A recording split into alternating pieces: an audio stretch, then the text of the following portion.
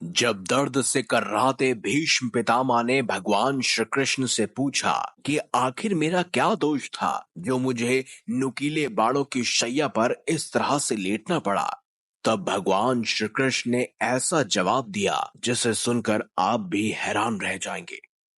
तो चलिए अब करते हैं ज्ञान की बात। वीडियो में आगे बढ़ने से पहले हमारे चैनल को सब्सक्राइब अवश्य करें और बेल आइकन जरूर दबाएं। साथ ही कमेंट बॉक्स में जय श्री कृष्ण अवश्य लिखिएगा।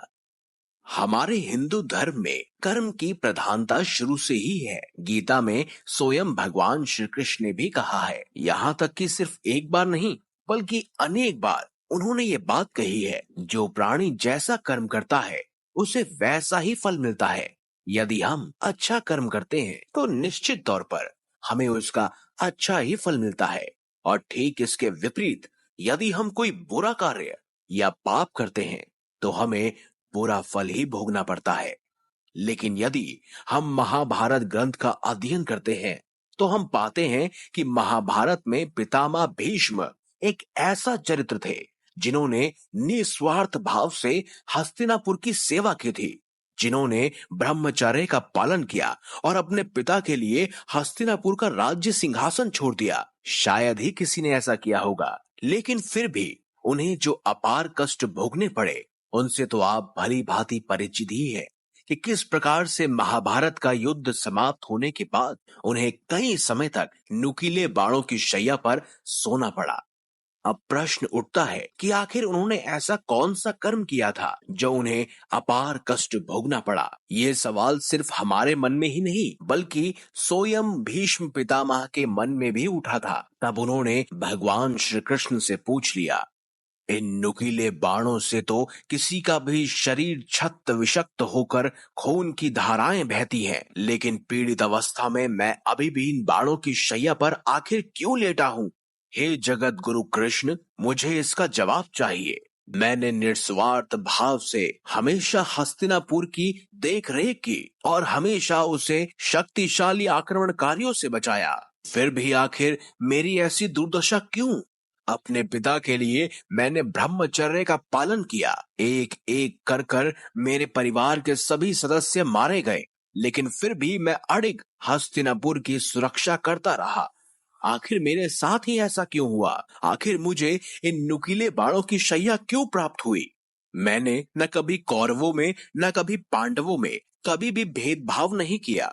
मैंने धृतराष्ट्र, पांडु, यहाँ तक कि दासी पुत्र विदुर को भी अपना ही पौत्र माना, सदैव उन्हें शिक्षाएं प्रदान की, कौरवों को भी मार्ग से भटकने नहीं दिया, उन्हें भी बार बार मैं मार्ग पर लाने का प्रयास करता रहा। पांडवों के लिए हमेशा दया भावना ही मेरे मन में थी। मैं तो कभी चाहता ही नहीं था कि महाभारत का विशाल युद्ध हो, क्योंकि मैं जानता था कि ये युद्ध मेरे समग्र परिवार को खा जाएगा।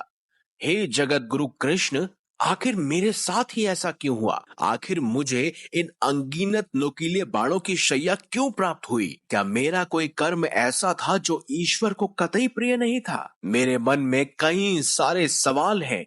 हे जगत गुरु कृष्ण, तुम सभी के सवालों का जवाब देते हो। अब मेरे इन कठोर सवालों के जवाब मुझे तुमसे ही सुनने हैं, तो मुझे बताओ कि आखिर मेरा क्या कर्म था जो मुझे नुकीले बाणों की शैया प्राप्त हुई।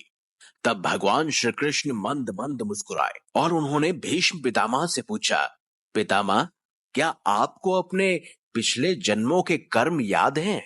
तब भीष्म ने कहा, हे जगत गुरु कृष्ण, मुझे अब तक मेरे 10 जन्म याद हैं, जिसमें मैंने शायद ही कोई पाप ऐसा किया हो जिससे मुझे ये असहनीय पीड़ा भोगनी पड़ रही है। अब मुझे तुम ही बताओ, मेरा ऐसा कौन सा कर्म था जो विधाता ने मुझे ये अपार कष्ट भोगने के लिए चुना है? तब स्वयं भगवान श्री कृष्ण ने भीष्म पितामह के समीप बैठकर कहा, पितामह, आपको आपके केवल 10 जन्म याद हैं, लेकिन मैं आपको आपके पूर्व के जन्म और उसमें किए गए पाप भी बता सकता हूँ, और संभवतः इससे आपको स्पष्ट भी हो जाएगा कि उसी के कारण आपको ये अपार कष्ट भोगना पड़ रहा है। इतना सुनकर पितामह के मुख मंडल पर ऐसे भाव आ जाते हैं कि मानो अब उनकी बहुत बड़ी समस्या का निवारण होने वाला है। भगवान श्री कृष्ण आगे कहते हैं, ये बात आपके 10 जन्मों से पूर्व की है, जब आप एक राजकुमार हुआ करते थे और अक्सर आखेट की मंशा से एक वन से दूसरे वन की यात्रा किया करते थे। ऐसे में एक दिन जब आप एक वन से गुजर रहे थे, तब आपके रास्ते में एक सर्प आ गया था। तब आपने बिना कुछ सोचे समझे उसे अपने रास्ते से हटा दिया, परंतु दुर्भाग्यवश वो सर्प कांटों की झाड़ियों में जा फंसा। वो झाड़ियों में जितना अधिक निकलने का प्रयास कर रहा था, उतना ही कांटे उसे पीठ पर चुभ रहे थे और बार बार जकड़ रहे थे। इस प्रकार से वो करकेटा लगभग 18 दिनों तक उसी कष्टदायक अवस्था में जीवित रहा और उसी दौरान उसने ईश्वर से ये प्रार्थना की कि जिस तरह से मैं तड़प तड़प कर मृत्यु को प्राप्त हो रहा हूँ, ठीक उसी प्रकार से उस राजकुमार को भी मृत्यु प्राप्त होनी चाहिए।